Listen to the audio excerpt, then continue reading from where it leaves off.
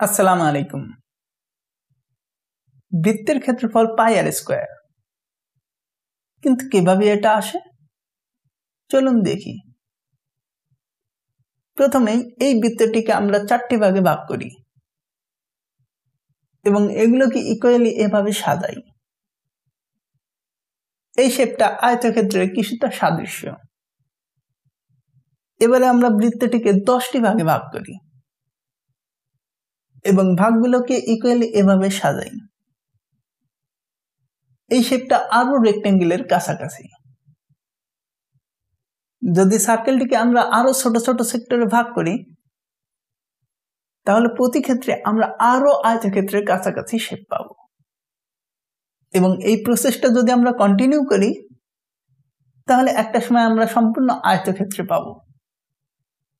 এ কারণেই আমরা বলতে পারি বৃত্তের ক্ষেত্রফল সমান আয়তক্ষেত্রের ক্ষেত্রফল।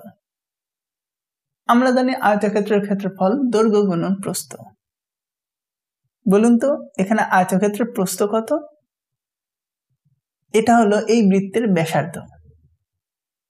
ধরি বৃত্তের ব্যাসার্ধ r, সুতরাং আয়তক্ষেত্রের প্রস্থ r। আবার বলুন তো এই আয়তক্ষেত্রের দৈর্ঘ্য কত? এটা হলো বৃত্তের পরিধির অর্ধেক।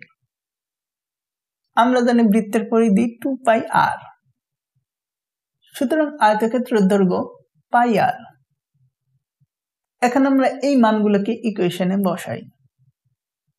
আমরা পাই বৃত্তের ক্ষেত্রফল পাই আর স্কয়ার।